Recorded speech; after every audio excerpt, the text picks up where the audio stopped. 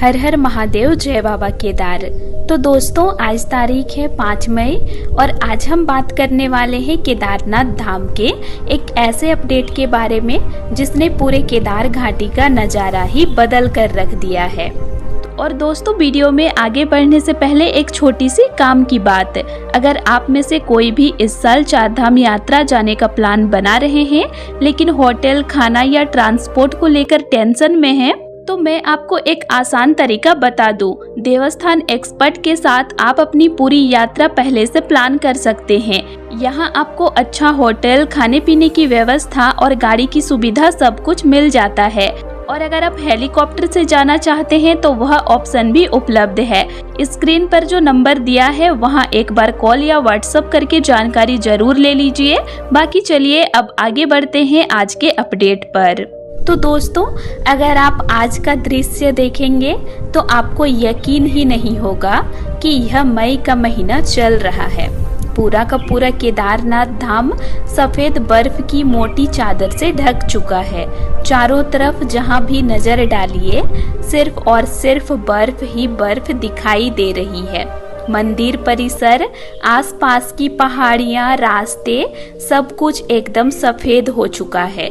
और दोस्तों, यह जो अद्भुत नज़ारा आप देख रहे हैं, यह कल यानी 4 मई को हुई भारी बर्फबारी का परिणाम है। कल पूरे दिन मौसम खराब बना रहा, बारिश के साथ साथ लगातार बर्फ गिरती रही और इतनी ज्यादा मात्रा में बर्फबारी हुई कि कुछ ही घंटों में पूरा इलाका फिर से बर्फ से भर गया। दोस्तों, आमतौर पर ऐसा दृश्य नवंबर और दिसंबर के महीने में देखने को मिलता है, लेकिन इस साल मई में ही ऐसा नज़ारा देखना यह अपने आप में बहुत ही खास और दुर्लभ है।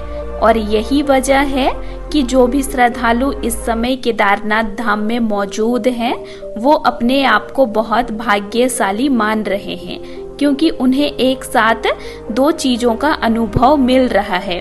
एक तरफ बाबा केदारनाथ का दिव्य दर्शन और दूसरी तरफ इतनी जबरदस्त बर्फबारी और खूबसूरत नज़ारा। दोस्तों, आप वीडियो में देख सकते हैं कुछ श्रद्धालु भैरव बाबा मंदिर के दर्शन करके वापस लौट रहे हैं और बर्फ में खेलते हुए, हंसते हुए, फिसलते हुए नीचे आ रहे हैं। कोई वीडियो बना रहा है, कोई फोटो ले रहा है। हर किसी के चेहरे पर खुशी साफ दिखाई दे रही है। इससे आप अंदाजा लगा सकते हैं कि अभी यहाँ का माहौल कितना सुंदर और आनंदमय हो गया है। अब दोस्तों, अगर हम रास्तों की बात करें तो रास्तों के किनारे किनारे भी काफी मोटी परत में बर्फ जमा हो चुका है। कई जगहों पर तो रास्ते बिल्कुल साफ दिखाई दे रहे हैं। हालांकि चलने लायक रास्ता बनाया गया है, लेकिन फिर भी फिसलन काफी ज्यादा है। और यही वजह है कि आपको बहुत सावधानी के साथ चलना होगा। अब बात करते हैं पहाड़ियों की। कुछ दिन पहले तक कई पहाड़ियों पर बर्फ कम हो गई थी, लेकिन इस ताजा बर्फबारी के बाद अब हर पहाड़ी फिर से सफेद चादर में ढक चुकी है। पूरा केदार घाटी इस समय ऐसा लग रहा है जैसे किसी ने सफेद रंग से पेंट कर दिया हो। दोस्तों, नज़ारा जितना खूबसूरत है, ठंड भी उतनी ही खतरनाक तरीके से बढ़ चुकी है। सुबह और रात के समय तो ठंड और ज़्यादा महसूस हो रही है। इसीलिए जो भी श्रद्धालु आने का प्लान कर रहे हैं, उनके लिए मैं कुछ जरूरी बातें जरूर बताना चाहूँगी। सबसे पहली और जरूरी चीज़, गर्म कपड़े। आप अपने साथ अच्छे क्वालिटी के गर्म कपड़े जरूर लेकर आइए। जैकेट, स्वेटर, थर्मल, ग्लव्स, टोपी, मोजे, सब कुछ पूरा सेट लेकर आइए, क्योंकि यहाँ की ठंड सामान्य नहीं है। अब दूसरी सबसे जरूरी चीज, ट्रेकिंग शूज। दोस्तों, अभी रास्तों में बर्फ है और जहाँ बर्फ है वहाँ फिसलन भी होगी। अगर आप नॉर्मल जूते पहनेंगे तो फिसलने का खतरा बहुत ज्यादा बढ़ जाएगा। इसीलिए ट्रेकिंग शूज जरूर पहनिए ताकि आप सुरक्षित तरीके से यात्रा कर सकें। अब तीसरी जरूरी बात, छाता या रेन प्रोटेक्शन।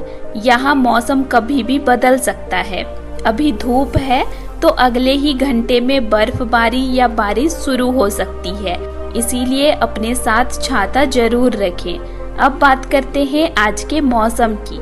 तो दोस्तों आज 5 मई को मौसम कल के मुकाबले काफी स्थिर है। आज बर्फबारी नहीं हो रही है, हल्के बादल जरूर हैं, लेकिन मौसम खराब नहीं है। धूप पूरी तरह नहीं निकली है, लेकिन वातावरण साफ और शांत है। इस वजह से श्रद्धालु आराम से दर्शन कर पा रहे हैं। अब दोस्तों एक जरूरी बात, और भीड़ अभी भी काफी ज्यादा है क्योंकि कपाट खुलने के बाद शुरुआती दिन चल रहे हैं, इसीलिए आपको दर्शन करने के लिए लाइन में समय देना पड़ेगा। लेकिन इस बार खास बात यह है, लाइन में खड़े होकर भी श्रद्धालु बोर नहीं हो रहे, क्योंकि चारों तरफ जो बर्फ का नजारा है वह खुद ही एक अलग अनुभव दे रहा है। लोग लाइन में खड़े खड़े भी वीडियो बना रहे हैं और इस पल को यादगार बना रहे हैं। अब दोस्तों अगर आने वाले दिनों की बात करें तो अगले 10 से 15 दिनों तक ऐसा ही नजारा रहने की पूरी संभावना है, क्योंकि इतनी जल्दी सारी बर्फ पिघलने वाली नहीं है। इसीलिए जो भी श्रद्धालु इस समय यात्रा प्लान कर रहे हैं उनके लिए यह एक गोल्डन टाइम है।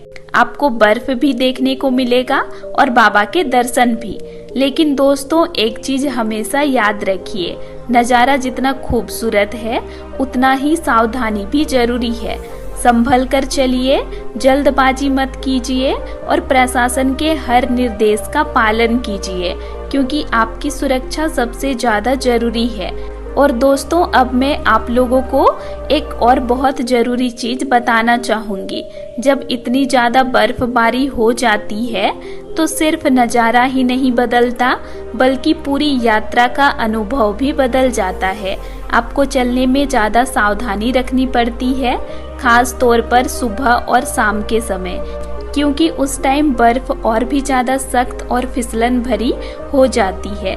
इसीलिए कोशिश कीजिएगा कि आप दिन के समय ही ट्रैकिंग करें, जब थोड़ी धूप रहती है और रास्ता थोड़ा सेफ रहता है। अब दोस्तों एक और चीज जो बहुत लोग इग्नोर कर देते हैं वो है ऑक्सीजन और सांस लेने की समस्या। तो केदारनाथ धाम ऊंचाई पर स्थित है और यहाँ ऑक्सीजन लेवल थोड़ा कम रहता है, ऊपर से ठंड और बर्फबारी के कारण। कई लोगों को सांस लेने में दिक्कत भी हो सकती है, इसीलिए अगर आपको थोड़ा भी असहज लगे तो तुरंत रुक जाइए, जल्दबाजी बिल्कुल मत कीजिए। अब दोस्तों एक और बहुत जरूरी सलाह, अगर आप ग्रुप में आ रहे हैं तो सब लोग साथ में ही चलिए, किसी को पीछे मत छोड़िए और खासकर बुजुर्ग और बच्चों का ध्यान जरूर रखिए। अब बात करते हैं यहाँ के माहौल की। तो दोस्तों इस समय पूरा केदारनाथ धाम एकदम अलग ही रूप में नजर आ रहा है।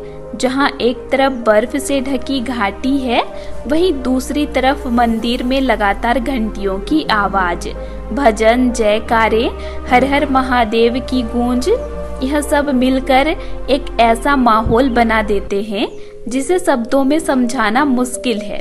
अब दोस्तों एक और दिलचस्प चीज, जब बर्फ गिरती है तो आवाजें भी थोड़ी अलग महसूस होती है। चारों तरफ शांति रहती है और बीच बीच में सिर्फ मंत्रों की आवाज सुनाई देती है।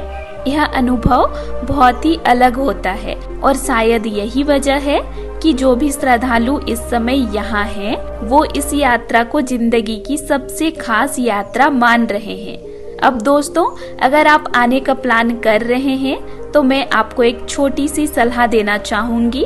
अगर आपको ज्यादा भीड़ पसंद नहीं है तो आप थोड़ा इंतजार भी कर सकते हैं, लेकिन अगर आप बर्फ का असली मजा लेना चाहते हैं तो अभी का समय बिल्कुल सही है, क्योंकि बाद में धीरे धीरे बर्फ पिघलने लगेगी और ऐसा नजारा फिर आपको नहीं मिलेगा।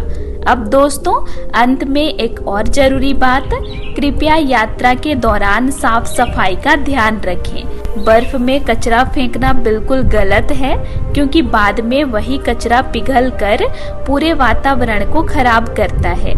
इसीलिए जो भी साथ लेकर आए उसे सही जगह पर ही फेंकें और इस पवित्र धाम की सुंदरता को बनाए रखें। और दोस्तों मैं आप लोगों के लिए ऐसे ही केदारनाथ धाम का हर दिन का अपडेट लाती रहूंगी, तो आप लोग मेरे चैनल से जुड़े रहिए।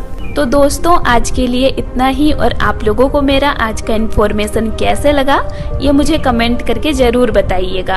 और वीडियो अच्छा लगा तो वीडियो को लाइक कीजिएगा और साथ ही चैनल को सब्सक्राइब भी ज़रूर कर लीजिएगा। और अगर आप लोगों को केदारनाथ धाम से रिलेटेड और भी वीडियोस देखने हैं तो मेरे चैनल में अपलोड हैं, आप उनको भी देख सकते हैं। तो चलिए फिर मिलते हैं एक नई वीडियो के साथ। Thanks for watching.